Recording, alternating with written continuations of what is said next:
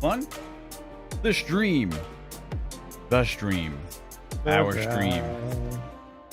Our stream is up. Okay, cool. Way it should be. Stream. So you can't go to the studio on a live stream show.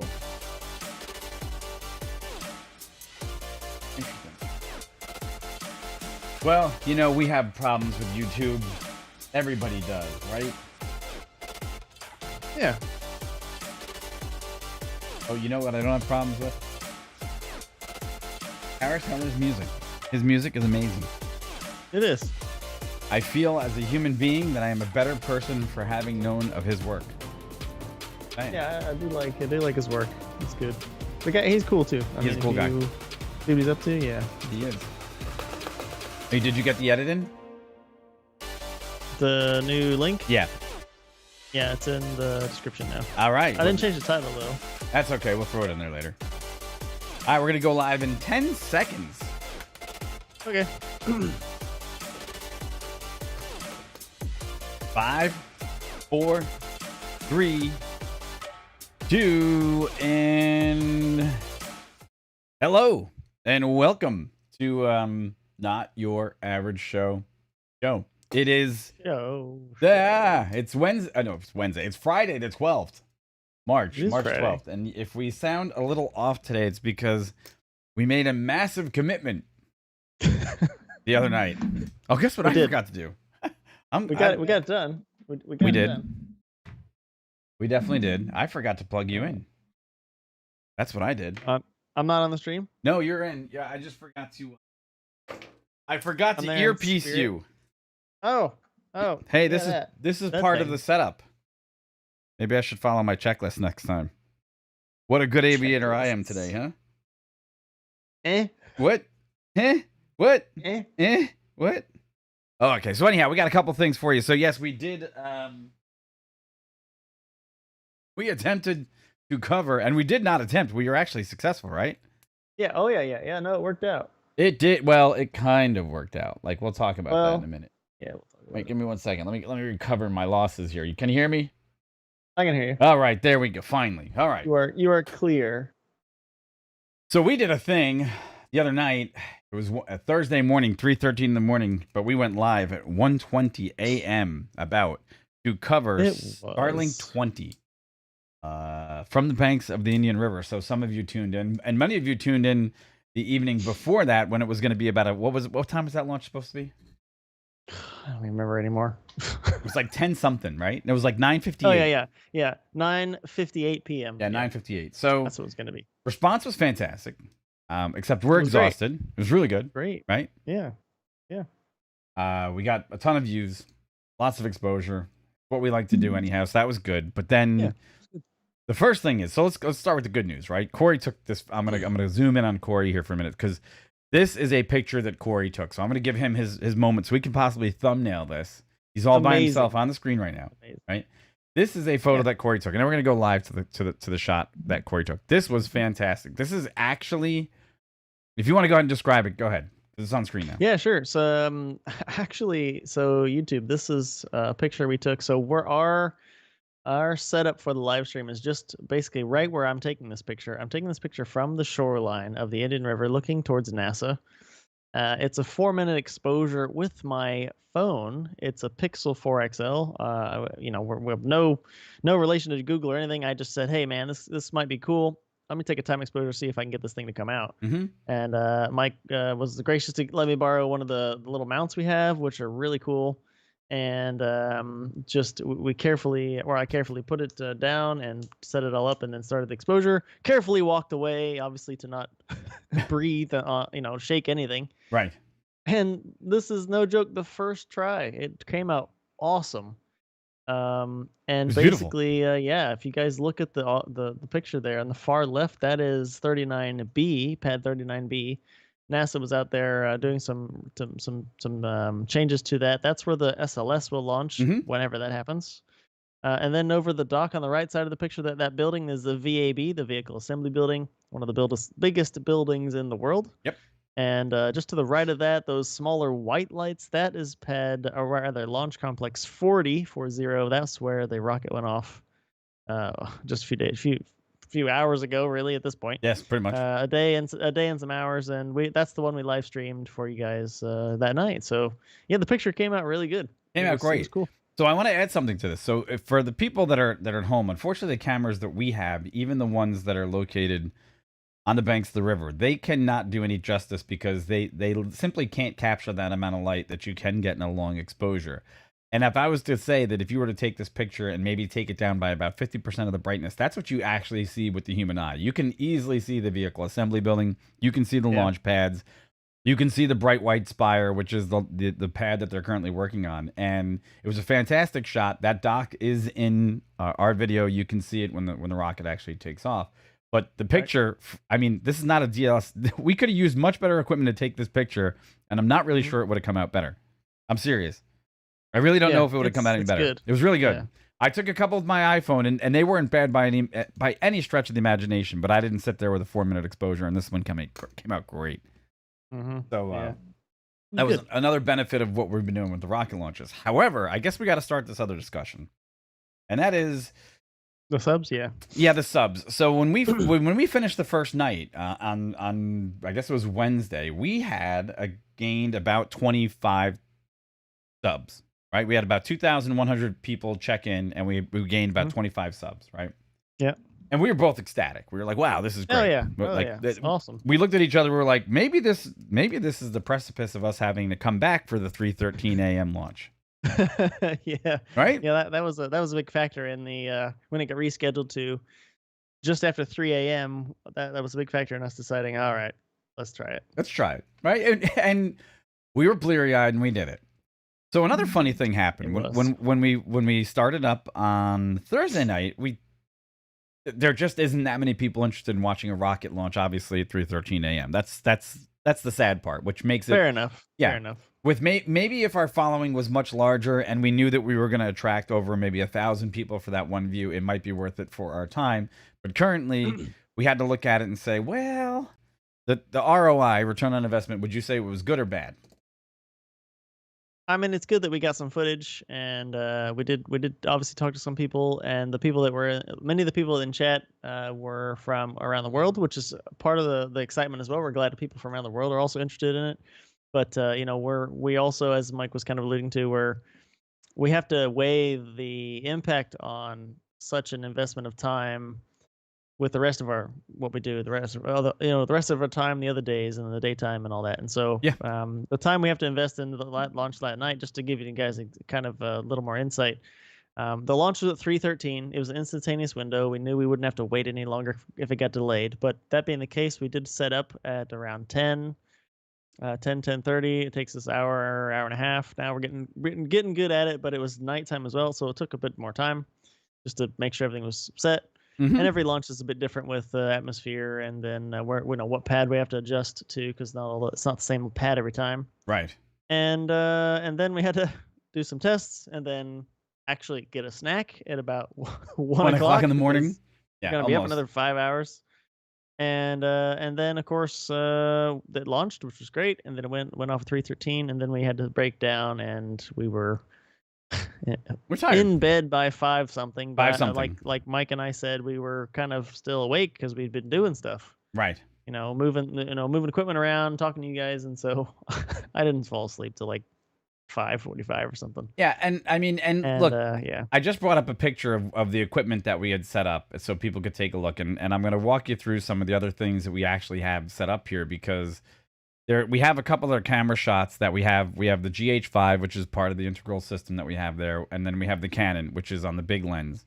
Okay, and then we have all this other equipment that's out there. So it takes a while to set this up. This is not the easiest thing for us to do in terms of getting this done. And I also brought up another picture of us, the actual setup. Then we're looking into the cameras that we have there on the desk.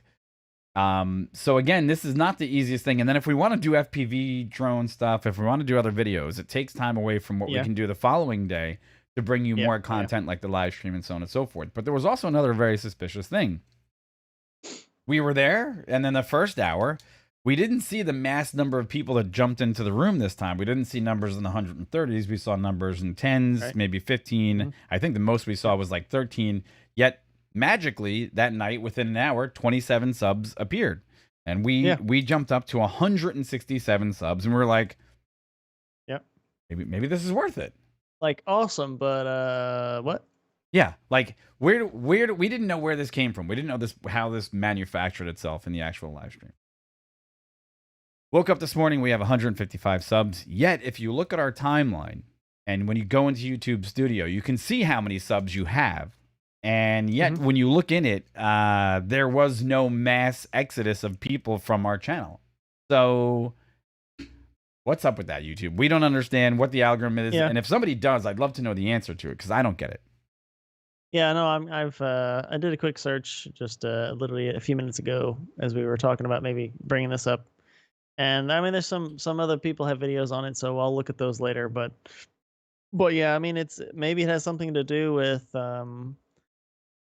estimates. Maybe the YouTube algorithm estimates some things before it really gives you the full analytical breakdown. Because I know if you guys are also YouTubers, and you know much about the studio, if you go in the studio and you look around, some things will show up kind of almost right away for your streams, but then other things will say, it's going to take time to analyze, even after you've like uploaded or even after you've live streamed. It's done. You're just kind of like looking at it. It's not ready yet. So I understand that the data center, wherever the numbers are getting crunched for YouTube, is busy. There's a lot of things going on over there, crunching new videos and uploads. But it's just it's a bit curious to wonder, exactly where is there things that are estimated, and what exactly is the data? Sure. I don't know. We'll see. And it kind of makes me wonder if YouTube goes through and then crunches its numbers and then all of a sudden discovers maybe they had 12 fake accounts that subscribed to you somehow that were bots or something. I was like, oh, maybe that could be it. Or they did some due diligence on it and they came up with something else. Yeah. So it's just kind of interesting. And just so people understand, we kind of have an idea about how we're going about this, which is this show is not supposed to have 1,000 people watching the live stream. That's not necessarily part of its structure. This show, we put it together the way that it's put together because we know you're going to watch it later. When we generally dump something now on the internet, it probably on YouTube right now, it used to get like 20 views. Now average stuff gets 40 views, and other selected pieces of content that people want to view gets the view number that it wants. But that's the beauty of this, is because that's why we have the excursions. That's why we do other things, because it's not your average show. We're not doing things the same way. We're almost like an algorithm crash on YouTube to try to get this to work. And it has its dividends, but it's just really weird when you see something like that when you pay attention to the numbers. So just interesting. Anyhow, so with that said, yeah, it was weird. It was fun. I'm tired though. I'd have to say I'm not exactly, yesterday I was like, oh, please. just make it to bed. Exactly. And then like an idiot, I went and I live streamed off of Twitch and ran like 2 hours of laps at Laguna Seca in the Porsche. Nice. Yeah. Fun times. Nice. All right. Well, there we go. So we didn't discuss who's going with what. So what do you want to go with next? Well, go ahead and you do VDub. I'll talk about the next one. Oh boy. VDub. Okay, so I'm a big VDub fan. Everybody knows that, right? Yep. Everybody knows I'm a VDub. Difference is that it's very interesting when you see VDub take after the properties of maybe another manufacturer that you or that you like, and that would especially come down to what VW is doing in the electric category that one could compare to, say, Tesla. And interestingly enough, as we've moved forward with that discussion, Volkswagen reveals plans for a new flagship EV. And as part of they have a new program that they're going to launch here, which is basically called the Accelerate program. This is their initiative to be electric, or at least have half of the models they offer in America be electric by 2030, which is pretty ambitious, because right now the only thing that I know of that Volkswagen has in their semblance of electric vehicles is the ID4. It's brand new. The first ones are hitting, all the dealerships and so on and so forth. Now the thing is that they're talking automatically that their first foray also into this new EV realm that they want by 2026, not including the ID, which is going after the more common ground of EVs, is going to be a bespoke vehicle. which raises my eyebrow because if you actually watched our old episodes on the Audi e-tron GT and the Porsche Taycan, I'm kind of concerned with the fact that they're just going to produce another one on the same, same window line, same frame, same everything, and just dump it out there to make it, cool. And I'm wondering if they're going to do that. However, if you're going to talk about being flattered by the same extent, and I do mean flattered because at this point Tesla should be absolutely flattered, right? And because if you're a Tesla fan or a Tesla owner like Corey, then you know that there's battery day. Okay. Right. And interestingly enough, as we're following that, guess what? Power Day is now coming to VW. And I'm like, look, if you can't get the window line straight on an e-tron compared to a Taycan, and you're just going to do something as simple as just keep copying Tesla, why don't you just stop sweating Tesla and do your own thing? Because we get it, Tesla's cool, but it worked for Tesla, it works for Musk. I'm not really sure if it's going to work for VW. Mm-hmm. I'm just not sure. I mean, sure, I want the e-bus, right? The e-bus would be cool. There's stuff out there that would be nice. There's some cool concepts, Okay, and admittedly, until we see what's going to be solid-state battery technology, which has a much farther impact on what I'm going to say is going to be the EVs that people might be buying in the next 5 years, is it necessary? And let me ask you something, Corey. As a Tesla owner, are you insulted or enamored by something like this? I mean, since I'm already a Tesla owner, I'm happy with our purchase. But and I know VW has had a bit of trouble with like Dieselgate and whatnot, right? So sure, the fact that they want to do a more electric stuff is probably good for their long-term, their long-term goal. Yes. So I don't really mind. I mean, whatever, honestly. I mean, Tesla's going to do its own thing anyway, because that's what they do. And if other people want to do it, and it makes more EVs out there, giving more people more options, and they're not just copies. They're like, they're good products, but they're their own spin on things. Then cool, whatever, And yeah, EBY says e-dune buggy for the win. Sure, and I agree with that. That would be pretty sweet. But look, Meyer, I mean, I'll get something to say about Myers Mannix in a minute, but go ahead. Yeah, but and again, one thing you mentioned, you kind of talked about Power Day. Power Day is set to be the 15th of March, and while we don't really know exactly what's going to be in there yet, they put out just a 10-second thing on YouTube to advertise it. We could play it, and it literally just says this is not a car.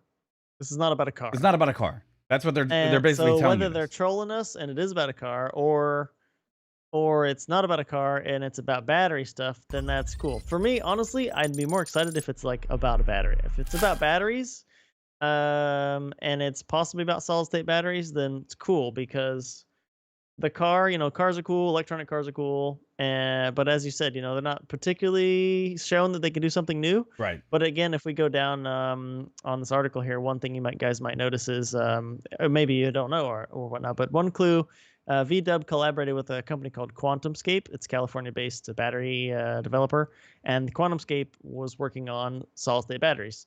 So that's pretty cool. Again, like I said, and Mike teased that as well. Solid-state batteries are set to, when they are something that can be brought to market on a scale that game changer can be used in cars, then they will change stuff for sure. Well, forget about cars. Of how fast they can charge and how dangerous they're, or rather they're not, because they're designed differently. Yeah, forget about cars though. Look at what could happen to the air taxi market as well if solid state batteries make it into charge. I mean, you're talking about way different things. You're talking about that might even change APU power on airplanes. That might change anything where batteries go is anything ridiculous. Where batteries go would be upended by solid state batteries. Absolutely, that could actually be implemented. But I want to say something about that's kind of what I'm said. The VW thing.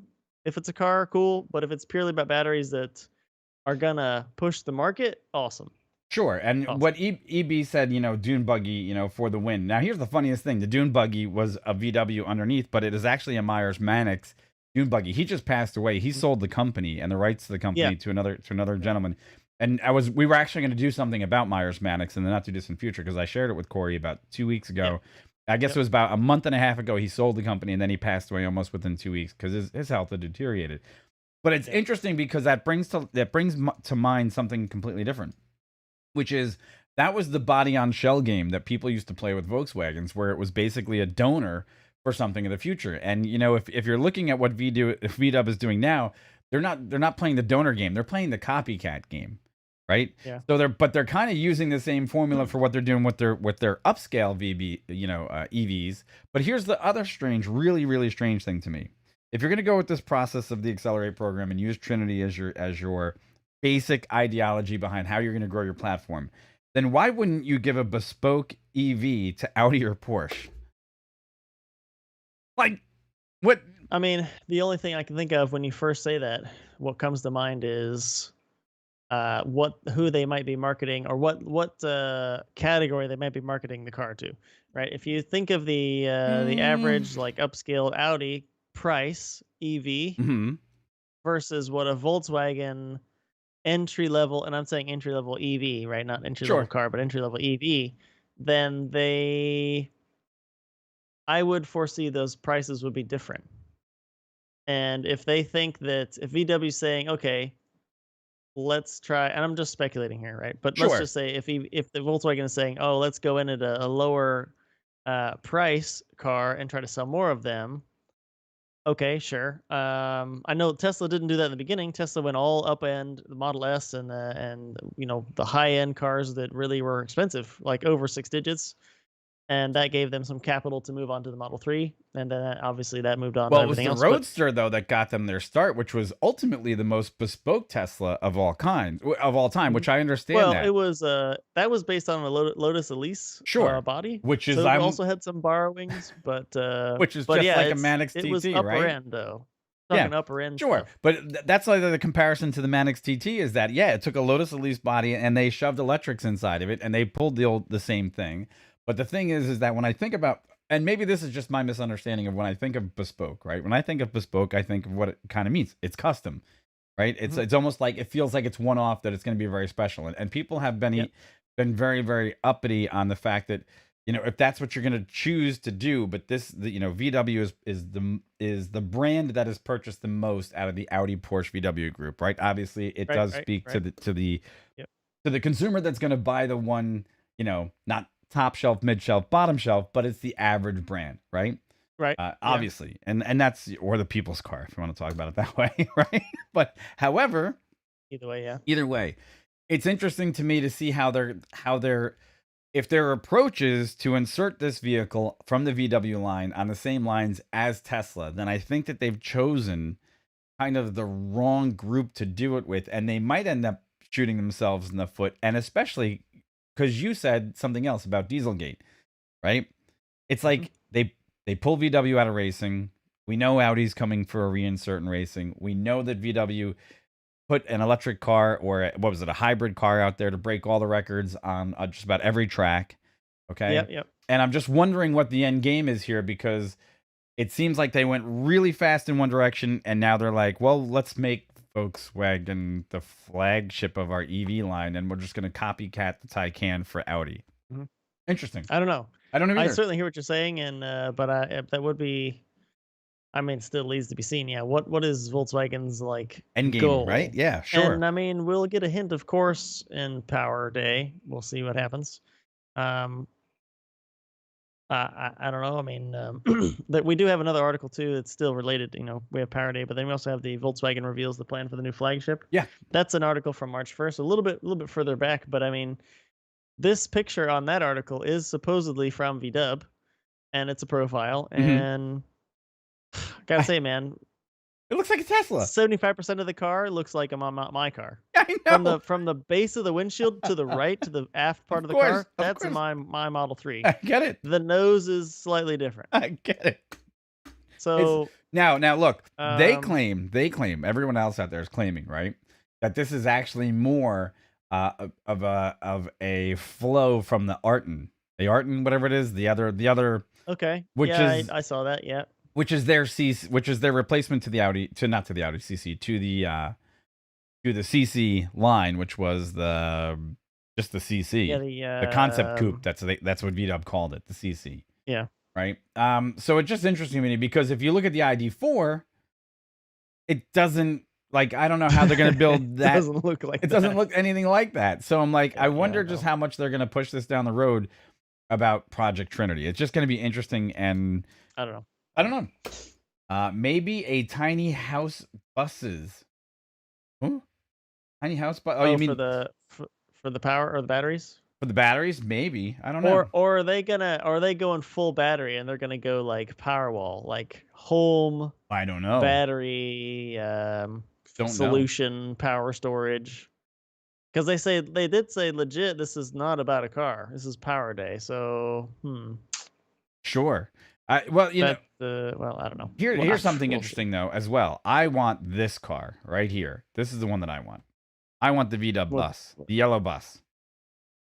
That one. On that I'm waiting for it to update here. There you You're go. talking about the that's the the one yellow I want. concept bus? Yep, that's what I want. Yeah, that one.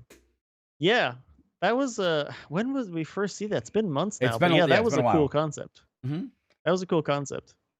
It would be nice for them to finally produce it because I could see myself getting into an electric GTI if they ever make one, right? But Yeah. I would prefer, out of all things right now, though, I'd prefer to go to a Tesla truck. Cybertruck. Oh, the Cybertruck, which actually I know that we're gonna get off subject a little bit, but that's supposed to be produced this year. Yes. Supposedly he's gonna. I mean, the rest is all Elon time, right? But we'll see. But there's but now allegedly, right? Aren't we supposed to see the production version of that like coming up real soon? Yes. Yeah. Yeah. That's what I thought. I don't know. There was something about that I just saw, but I don't know what the date was. No. Yeah, it's coming up, I thought. All right. Anyhow, so we're gonna finish this one up and say, hey, folks, remember if you get a chance, like, subscribe, follow. We're just gonna continue the conversation because it actually fits in very, very well. These solid state batteries, the new things that are coming out to marketplace and emerging technologies. It's really cool to see. And hey, you know what? There's a lot more excitement to come in that field. So with that said, I'm gonna pass the torch to Mr. Corey, and Sure. he's got something that's really cool to talk about, and I do mean really cool. Yep, cool. So for the next one here, we're going to move on a little bit to Rolls-Royce and move on over to air taxis again, which is a thing, we like to talk about and you guys apparently also are interested in. So this is basically saying that Rolls-Royce is now getting into the eVTOL game in the sense that it's going to help or rather supply the power plant for a company called Vertical Aerospace and their concept, the VX, or the VA, excuse me, the VA4X. And it's if you got to bring it up there, Mike, on the bigger screen there. And it's basically, as they said, they're going to be powering the power plant that's going to supply the energy to all of the electric motors for all of these nacelles where the lifting device or the props, right? This company is one I had heard of, but hadn't seen much of lately. They've been around for a while. But now they've got a big player on their team. They've partnered with Rolls-Royce, and so Vertical Aerospace, again, a British company's got a big player on their team. Sure. A little bit about the VX or the VA4X. It's basically something that they think they'll be able to get production into 2024. Supposedly able to carry 4 people about 193 kilometers or 120 miles. And about 322 knots per hour, 200 mile an hour airframe, 200 mile an hour vehicle. So that's cool. I don't know. I suppose that range is estimated at like a cruise speed or maybe this maximum speed. I'd be interested to see what the implementation of what exact power plant Rolls-Royce is going to have in there. The pictures of the device or their airplane or the eVTOL air taxi are pretty cool. They kind of remind me of like a slick Airbus, even like Bell, kind of mix. That I can't remember what the Bell's one was, but it kind of reminds me a little bit of the Bell. Yeah, it's a pretty looking. It's pretty looking. It is pretty cool. I don't know if you want to bring up the animation from the homepage of Vertical. Oh yeah, let me do Aerospace, and that'll show you. Really, it's a pretty nice animation. It shows you exactly how it's supposed to function. And as far as it, I mean, as far as we can tell, they're saying that the first one of these prototypes, the first flight actually of the full size, not a small model or anything, but the first size of the VAX4 will be this year. And Vertical Aerospace estimates they should have it certified through the CAA or EASA or whatever that ends up looking like over there, 2024. And so it's pretty. As far as we can tell, they're marketing Europe. This isn't something that appears that's going to end up in America. If anybody's interested in that kind of news for the moment. Not that I can see, but You know what's interesting yeah. to me is that how many people are going to finally understand what Rolls-Royce has been doing in aviation for decades and never really knew how many aircraft they've probably been on in their Hmm. lifetime that have already been powered by Rolls-Royce forever. Because Hmm. most people think Rolls-Royce, you think what? Silver Ghost, you think the what is it? Was it the Corniche? Oh, Right? the The Phantom, yeah, all Phantom, right? the really really expensive cars, yeah. Now, if you want to talk about bespoke cars, there's the bespoke It's true. automaker right there. That True. is Rolls Royce. However, Rolls Royce has been instrumental for decades in aviation. Matter of fact, if Hmm. you want to talk about eVTOLs, short takeoff and landing aircraft, I believe the Harrier was built around a Rolls Royce engine. Okay. I've flown, I think, I got about 1,000 hours on aircraft with Rolls Royce engines on them. Hmm. So they're this is a good player. I mean, Yeah. however, Yeah. when we talk to the folks at Jet Up Terra and the couple of comments that they've made that they're looking at using APUs as a power source for using their Yep. technology, well, then it Yep. would only Yep. make sense that other people have already eyeballed the fact that APUs are a perfectly good generator of power. And when you're Hmm. trying to take all this stuff and make it fly, you don't want 6,000 transmissions from one place. And that's why Jet Up Terra also has a tremendous advantage is that they don't have a transmission that they have to make all this power go through.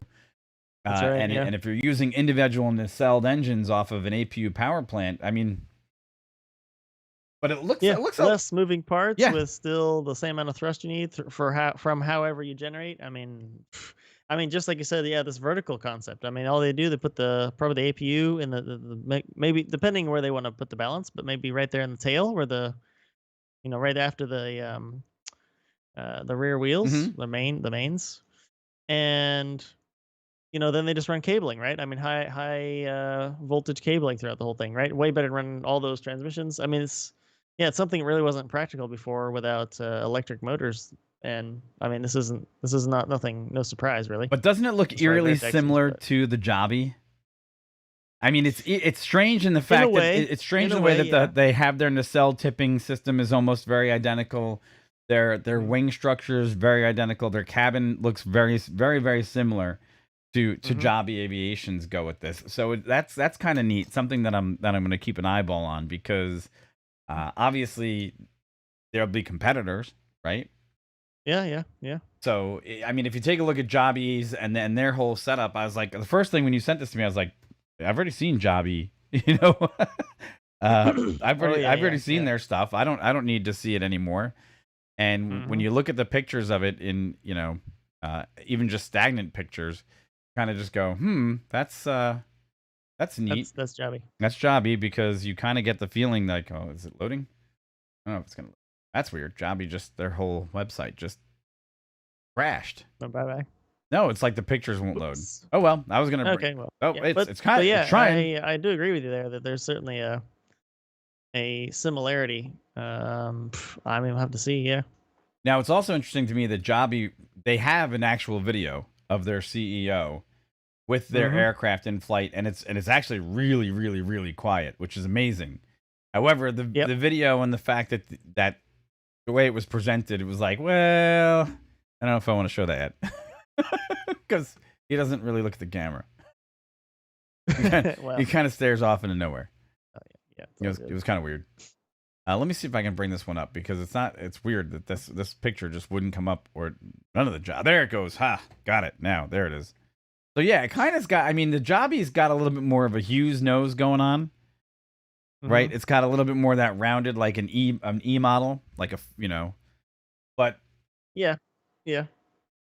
retractable landing gear, tricycle style, tippable nacelles. It feels like it would be for shorter hops than just the way the vertical aerospace looks. It just looks like a faster aircraft. Yeah. And again, I would wonder about, they got some figures in here, of course, but I wonder about real world range, as it would be with the Rolls-Royce. Of course, now they're going to power with what, jet fuel, I guess, the APU or Mm-hmm. the, whatever implementation they put in there. Where I mean, Jobbies is pure electric, right? It's just Well, It's just different. one of the things that's really interesting to me is that obviously if you're going to run an APU, you're going to run off of fuel. So one of the advantages here is that the longer you go in duration, the lighter this aircraft's going to get, and hopefully the more efficient the vertical will be. And it looks like now that I'm looking at the size difference between the two, and I'm really giving them a good glance over, it looks like the Joby is smaller. I would agree. It looks like it looks like it does look like a smaller overall. It looks smaller. It looks like the Rolls is designed to be a little bit sleeker in that approach, and maybe you're right. I think it might have an advantage in the fact that it could go further distances at higher speed. Maybe. Just like I said, the way with burning all the fuel, and just to see. I mean, yeah, like I said, I'm just interested to see like what these figures actually end up being. I guess is what I'm interested in. So, and they didn't say anything about when they're going to release their actual figures or what their performance numbers for vertical. Yeah, for vertical. They, from what I'm gathering, they unveiled this concept, the X4, just last year, and they're saying they're going to have the first flight of it this year. You know, so they're building it now probably, and it'll be flying. How much of that goes public and how that works, you know, who knows? But they say that they're building it this year. Interesting. You know what I'm still waiting to see? The Bell Nexus. Dude, when did we see that at the Heli Expo? Like a decade ago? No, we saw. It hasn't been that long. I remember the first thing that they had, and this was really interesting what Bell did. If people are not familiar, Bell Nexus is basically their shot at the eVTOL market as well. It's still something that they're working on. It's going through their prototyping process. However, they produced a air taxi cabin that went to CES like 4 years ago. And I remember you and I were sitting there talking. I was like, why did they bring a cabin to CES? Not the actual airframe, just the cabin, so people could go in there and play with the electronics inside. And I was like, that's kind of weird to me. Then I was like, I know why they didn't bring it to Heli Expo yet. Because they didn't want to piss off their customers that were buying new 407s and thinking that Bell's going to jet on us and go into the electric industry, right? But yeah, now I think that one debuted in 2017 at Heli Expo.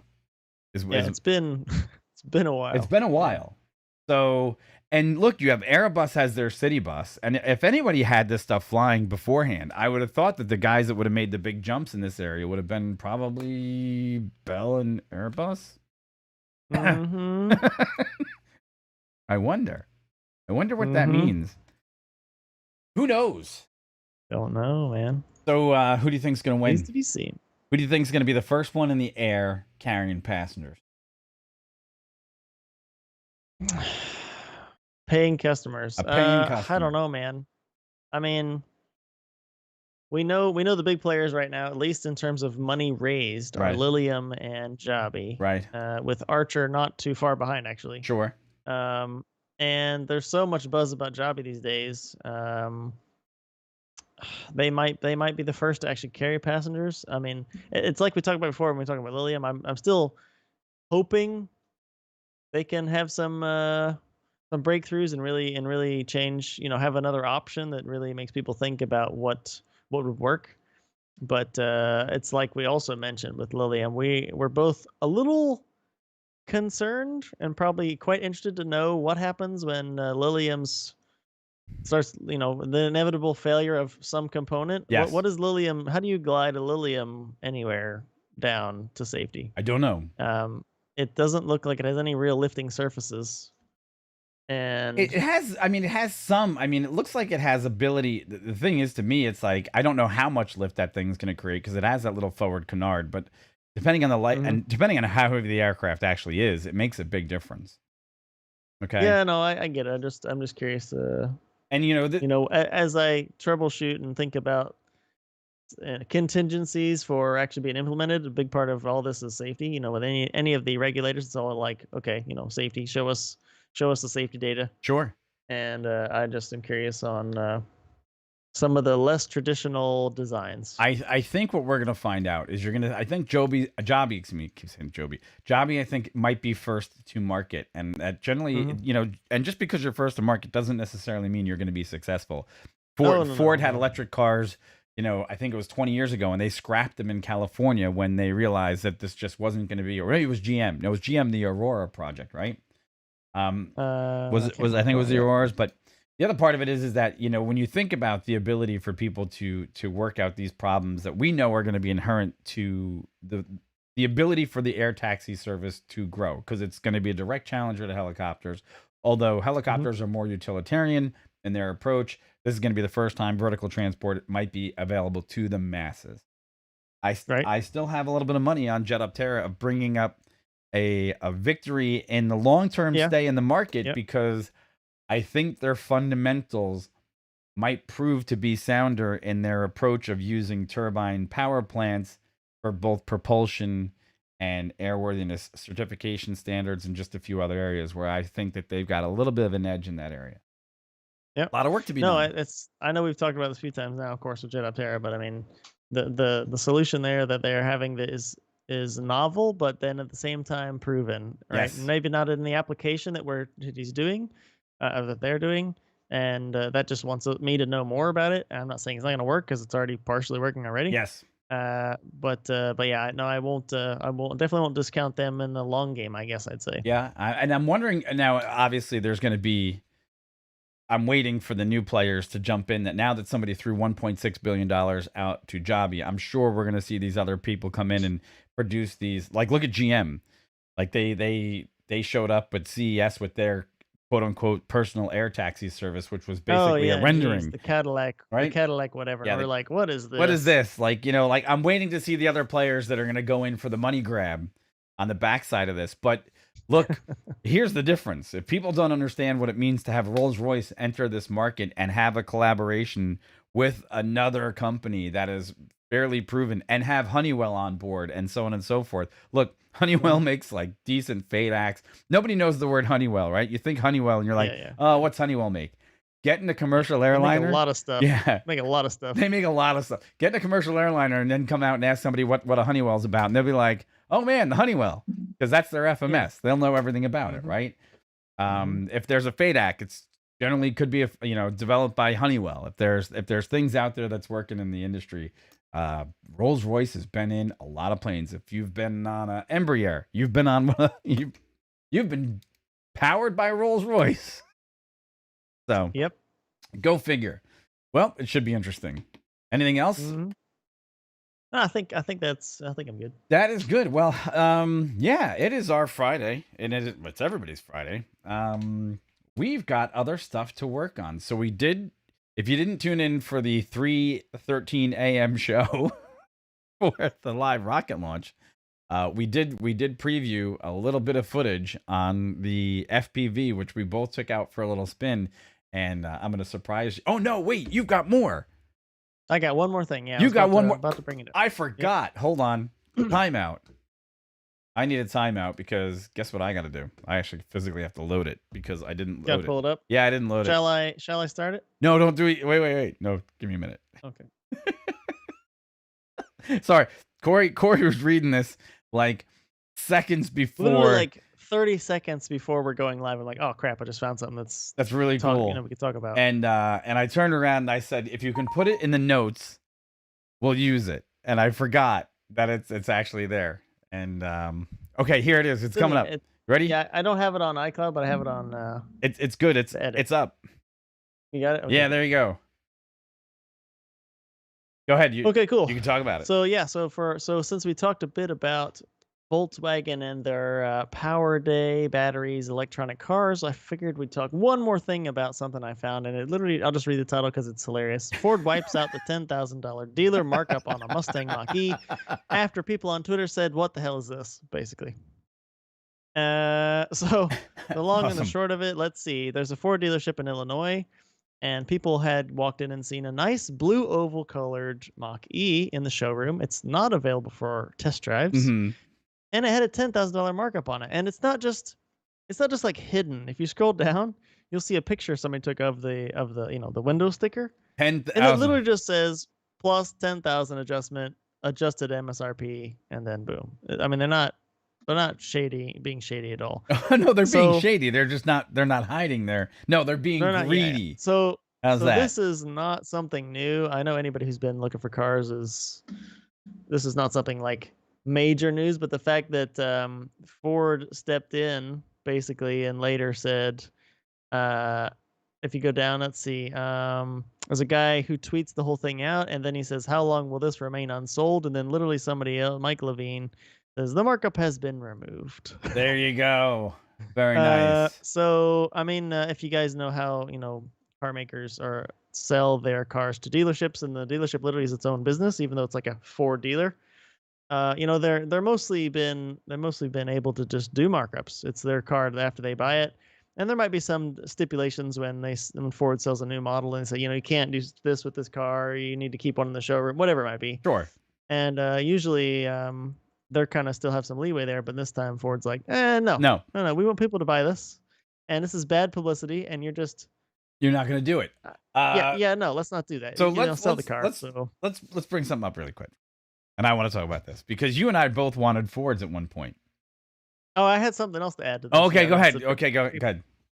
Another pertinent thing to this is another Ford I did look at buying. So before I bought the Tesla Model 3 I have, which I'm very happy with, I had a 2004 Ford Torch Red Cobra Mustang, which I also was quite happy with. And for reasons, there's a bunch of reasons why I ended up getting rid of the car. Nothing really bad about the car itself. Mm-hmm. When I was in the market for a new car at the time, I was looking at other stuff. One of which I did run across was the new, at the time, Ford GT350, not the 500, but the 350. And it's still a super cool car. The flat plane crank. Sure. Sounds great. It's really, don't get me wrong. But then when I started looking around, what was the MSRP? Like 59, something like that. It wasn't ridiculous because you remember the day we test drove the Focus ST. You came with me and we asked about the price of both cars. Yeah. And what was the answer you got? And legit, anywhere you would go to online or in person or look for a GT350. Obviously, the weight was hard to get in because everybody wanted one, but on top of that, they were minimum markup 15,000. Yes, just because. And you didn't have to look too hard at a certain time when they were first coming out to find ones on the internet for 150,000. What the hell? So look, it's kind of funny. And so there you go, Ford. I literally did not buy a 350 because your markups. I'm not spending 15,000 markup for why? What? No. Okay, no, the MSRP was the that. Mach-E, I would have paid that. No. The Mach-E is great, right? But we also I was looking at the time. I was looking at the Ford Focus RS. That's the car that I wanted. And that's the same time that the car that you wanted came out. So it's not lost on me the fact that someone would take the Mach-E and try to make this sticker price plus $10,000 and do this, okay? Because Ford, I walked into a Ford dealership. He said, "We don't have an RS." I said, "Okay, fair enough. I know they're not going to be out for another couple months." He said to me, "Well, yeah, you're not going to get it for sticker." I said, "I'll pay you sticker for the car right now. I'll put a deposit if you sell it to me for sticker price." He goes, "No." I said, "What do you mean no?" He goes, "We want 10 grand over sticker." I said, "Why?" Why? Yeah. Why? I said, "Look, anybody that knows anything about cars will go out today and buy a WRX STI. It's going to have nearly the same performance. And if you ask them to put 10 grand on the table now for an RS, they would take that 10 grand, put it in their pocket, drive over, get performance parts for their STI worth about $5,000 and blow the RS off the road." I said, "So no one's going to make this deal." He didn't care, right? So Ford didn't get to sell me a car either because I was like, I'll just either go get myself either a Golf R, which they weren't marking up at that point, or a GTI. And I found a great GTI, and that's the way it is. But it's funny. Yeah. It's funny now. Now, here's the thing. Corey, is this the end of dealer markups on these one-off early release vehicles that everyone knows in a year's time is going to be mass produced at a level that you're going to see 50 of them in a parking lot? I think part of it is the fact that somebody normal person who walks into a dealership in Illinois gets pissed off and can share a picture with not just their friends or, bring their friend over and say, "Look at this crap," like you and I did. They can get on the internet and say to everyone how much crap it is. And it's, again, like I said, it's bad PR for Ford, the company, not the dealership. Of course it's bad for the dealership, but it's what's the headline? Ford wipes out dealer markup. There's nothing to say anything about the dealer's name in Illinois. It says Ford. Yes. So it's bad PR for Ford, and somebody apparently thinks it's a good idea to say, "Hey, call up that dealership in Illinois and tell them to knock this crap off. And it worked. And so you know what we got to do then? That means we really whether this is like gonna go on and on, I don't know about that, but I mean, we'll see. But this is what we have to do now. Now we really have to take a picture of us covering a rocket launch with a plea to Starlink to help us. You know, why not? Starlink helps Starlink. Help us cover more Starlink launches and SpaceX launches so we can put this on Twitter and, you know, maybe they'll give us a free Starlink. I'm down. There we go. I mean, yeah. That's our next. I mean, yeah. So that's our next attempt. All right. Yep. So that's about all we have time for today. If you guys have anything else to comment on, and if you want us to hit up any other subjects, by all means, please like, subscribe, follow, and then leave a comment below and let us know what you think about this later debacle with Ford and the Mach-E, because heck, I think it's funny. I think it's hilarious. I thought it was quite poignant because you just were talking about the Mach-E 2 days ago. Yes. You were talking about it, and I was like, this is funny, but also noteworthy. It's you know, the Mach-E. It's funny to see all these players get into the electric vehicle range, right? It's fun. It's great to see everyone combine their thinking and the fact that they know electrics are now a proven formula thanks to Tesla, right? You don't get where you are today without Tesla being successful at what they've already done with the Model X, the Model Y, the Model S, Model 3. Yeah. Nobody even gets in this marketplace. They don't even, matter of fact, for most of them, he's like Tucker, right? He doesn't even have a chance in the industry of surviving. Well, now they all want to bite off of his success. Mm-hmm. But to see this is hysterical. Now I wonder if Tesla, I wonder if there was MSRP bumps on Teslas when they first came out. From the showrooms, no, because remember that was one thing I really liked about Tesla was when we were looking at Teslas and I went to a showroom, because they're not dealerships, they're showrooms. Right. You cannot buy the car. Oh, that's from right. the person at Tesla. When you walk into a Tesla, that's right, showroom, it's not a dealership. You don't buy cars there. You can't buy cars there. You buy them online. And that was a lot of blowback. No, there's no markup. If you guys look on Tesla's website and it says the price is whatever, that's the price. You go through the website and that's what you pay. There's no, the guy that you test drive from, you go and test drive a Tesla, he doesn't get any commission whether you are happy, sad, you buy it 20 minutes later. There's no referral code, none of that crap. Which was awkward when I bought the car online because I was like, wow, I just bought a car online. I'm not sure how to feel about this. I spent a lot of money, I don't know. This isn't a phone. But at the same time, I was like, dang, that's cool. Like, but you never drove it before. You never drove the Model 3 before you. I never drove a Model 3. But you drove the S. I drove the S multiple times, and we'd seen it in person, you know, and I'd seen I put a reservation down on the Model 3 before we'd seen it. Right. Like unveiled, but it was fully refundable, and so when we actually got to see it, and then when we dated about it, I was like, all right, fine, let's just do it. That reminds me of how much trouble Musk and company went through with Tesla when they were doing that, because a lot of states turned around and started to say, you can't sell cars in our state because we don't allow you to sell cars from a website. You have to have a dealership. Now I remember that. Yep. And that brings up, and they got a lot of brushback for that in certain locations. That they said that some people had to go to other states to buy a car. Yeah, that's right. Cool. Well, let's see if Ford's going to learn this lesson. But it looks like this Mach-E is going to walk out of the dealership $10,000 later and on MSRP. Now, I bet you he has to pay I bet you this guy, whoever's going to buy this car going forward, is going to pay sticker price though. Right? He's not getting a rebate. Yeah. He's not getting a rebate on this one. Oh yeah. No, I can't imagine. No, I don't imagine that's happening. All right, so that's it for us. It's Friday. It's time for us to get out of here. We appreciate you guys for tuning in. There is a scheduled launch for 5 a.m. on Sunday. I don't think we're doing that one. I don't think we're going to get enough people. That's a big negative from me on this end, unless something really changes. If it goes to maybe 8, maybe 9 o'clock in the morning, or it goes to maybe on a Monday at 7:30 in the morning, maybe. But yeah, we'll see. We'll see. But if you got nothing else to add, I got nothing else to add, except for have a great weekend. I'm good. Same to you, man. Take it easy. All right, everybody. YouTube, take it easy. Stay safe. Have a great weekend, and we'll see you on Monday. Take care. Bye. We can't go do anymore because it doesn't make that sound. It's Harris Heller now. Are you playing it now? Oh, yeah, it's out. We're out. But we're talking. I'm talking. We're not fully out yet, though. Yeah. We got Harris going. One of these days, that might come back to bite us on the butt when one of us is still talking, and I haven't cut the feed yet. No one just keeps going, and we're like, oh God, start saying something, we're like, oh, and then we realize, 10 seconds later, like,